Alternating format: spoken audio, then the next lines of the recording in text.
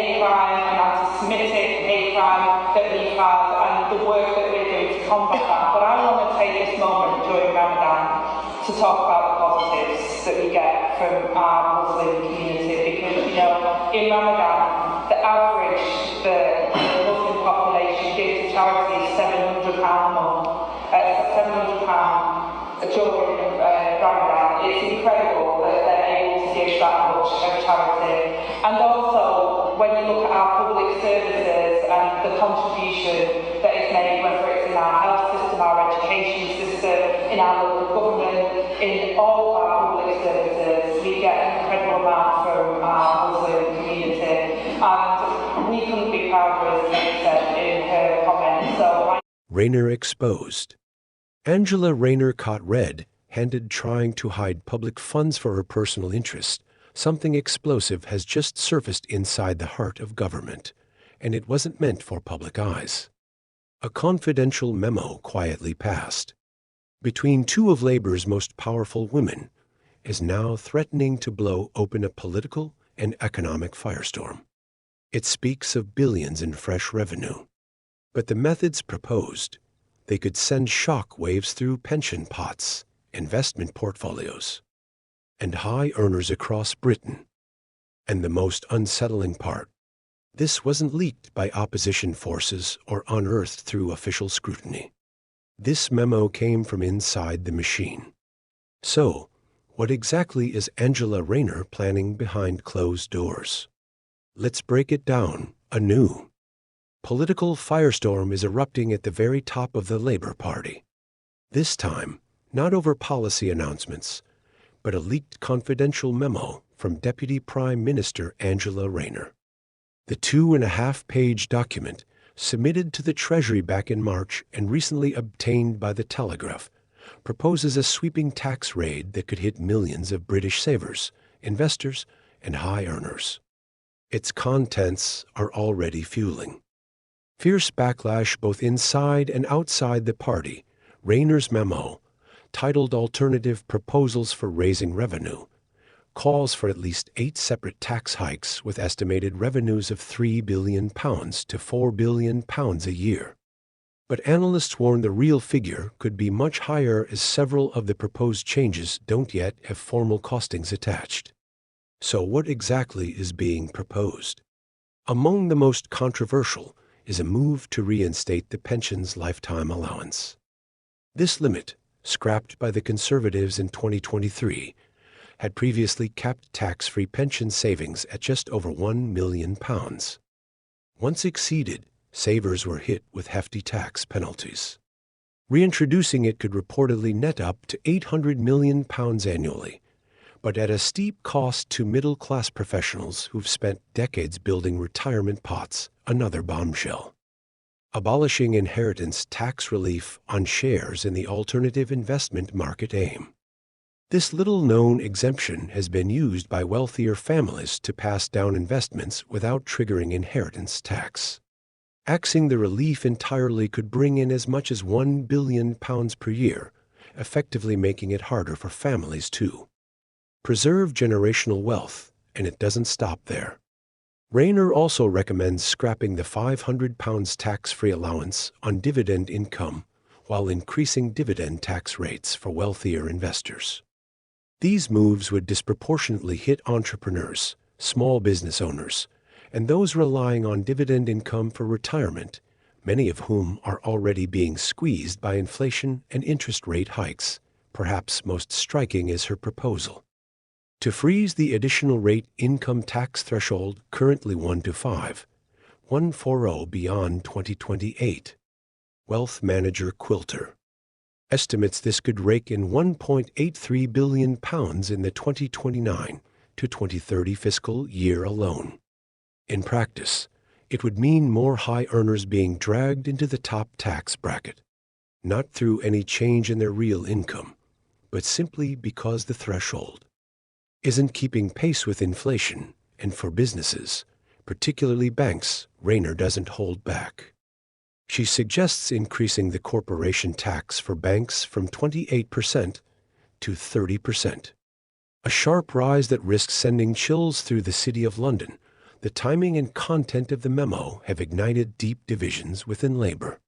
Shadow Chancellor Rachel Reeves has made it her mission to reassure markets and signal fiscal discipline, primarily through spending restraint, rather than sweeping new tax hikes. Rayner's memo, however, appears to challenge that strategy head-on, reviving fears among critics that the Labour Party's old Corbyn-era instincts are still alive and well at the highest levels of government. Conservative Shadow Chancellor Mel Stride was quick to capitalize, declaring, "This confirms that we are still living with the Labour Party of Jeremy Corbyn." At the very highest level, Labour ministers are debating which taxes to increase next. Meanwhile, Treasury insiders have reportedly scrambled to downplay the rift, insisting that while Reeves welcomes contributions from cabinet colleagues, she remains the sole decision-maker on tax and spending policy. Still, this elite couldn't come at a more volatile moment for Labour. Keir Starmer's leadership is already under internal pressure over cuts to disability benefits and his planned end to universal winter fuel payments. According to reports, over 100 Labour MPs have signed a private letter opposing changes to personal independence payment PIP, marking the largest rebellion Starmer has faced to date. Angela Rayner, who sits firmly on the party's left, is said to be growing increasingly exasperated at being forced to publicly defend decisions she privately opposes, particularly those coming out of the Treasury. All of this paints a picture of a Labour government that's not just under external scrutiny, but internally divided, uncertain, and potentially on a collision course over how to balance the nation's books. Whether these tax hikes ever become policy remains to be seen.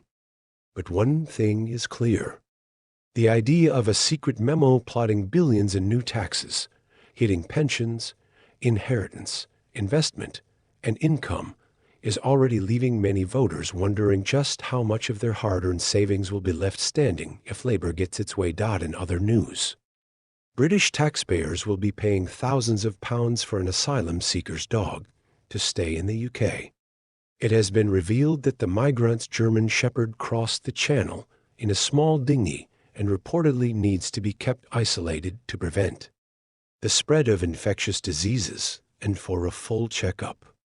In what is believed to be a first-of-its-kind case, the dog may need further care before its owner's asylum claim is processed. The dog could need an additional 4 months of quarantine, which has come under criticism from opposition MPs. Shadow Home Secretary Chris Philp told The Sun, "Labour have lost control of our borders. The cost of quarantining this dog will run into thousands, all paid for by the British taxpayer. It is barking mad." A source said Border Force officials couldn't believe their eyes but treated the animal with the same humanity they show any individual. The dog has reportedly been moved to one of the government's quarantine sites. The news comes after Keir Starmer said he would take back control of Britain's borders and smash the gangs when Labour entered power. A government spokesman said to The Sun, "The UK takes biosecurity very seriously.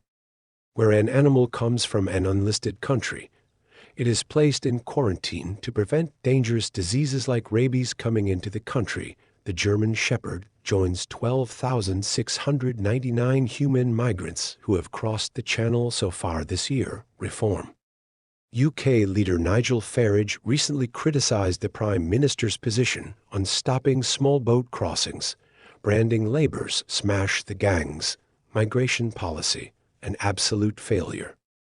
Addressing Home Secretary Yvette Cooper, Farage said, "5 years ago, I warned that if we didn't leave the Eker and immediately deport those arriving in Dover via small boats, there would be an invasion.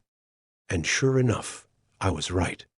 Does the Home Secretary accept that their smash the gangs policy has been a complete and total failure?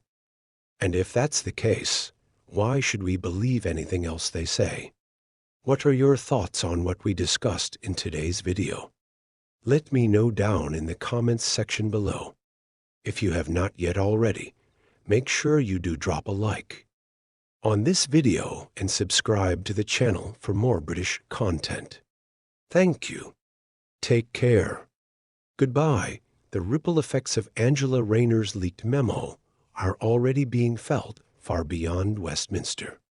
The discussions within Labour over the contents of the memo are symptomatic of a deeper internal struggle within the party. Rayner, one of the party's most prominent figures, has long been seen as a voice of the left wing, but now she finds herself at odds with the more centrist elements of the Labour leadership, particularly Shadow Chancellor Rachel Reeves. Their differences over tax policy could be a sign of much larger ideological battles brewing beneath the surface of Labour's public facade. Rayner's proposals are not just about taxes. They're a fundamental challenge to the economic orthodoxy Labour has tried to build in the wake of the Jeremy Corbyn era. The party is already walking a tightrope between presenting itself as fiscally responsible and appealing to its traditional working class base. Rayner's memo suggests that, at least in her eyes, the route to economic recovery and fairness lies in higher taxes for the wealthy and a shift away from conservative-inspired tax cuts. But for many, the specter of renewed tax hikes risks alienating Middle England, which has long been wary of Labour's economic record. The proposed tax hikes, particularly those focused on pension pots and inheritance tax, have already drawn strong criticism from the Conservative Party and from various sections of the business community. The reintroduction of the pension's lifetime allowance is being framed as a direct attack on hard-working professionals who have put aside money for their retirement, hoping to benefit from tax-free savings. For many middle-class savers, it is seen as a betrayal, a policy that punishes them for making responsible financial decisions over their careers. The fact that the policy could potentially raise £800 million annually only adds fuel to the fire, with critics arguing that the tax burden will be placed disproportionately on people who have already paid a significant amount into the system.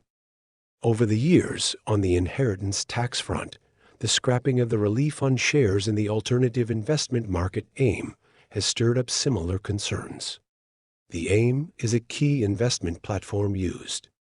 The potential implications of this policy on entrepreneurship and small businesses are also significant.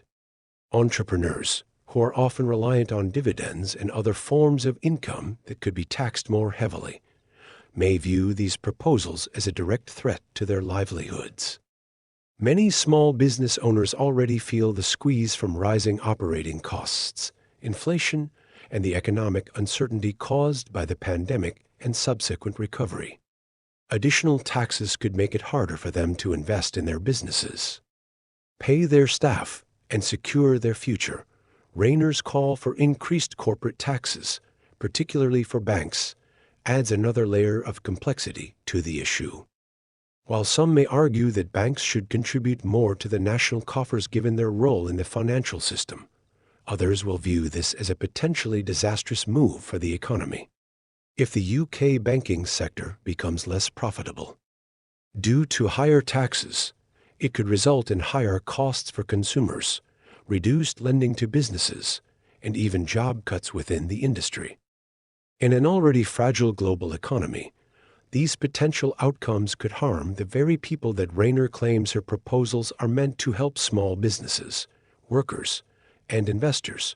One of the more intriguing aspects of the leaked memo is Rayner's approach to reintroducing the pension's lifetime allowance.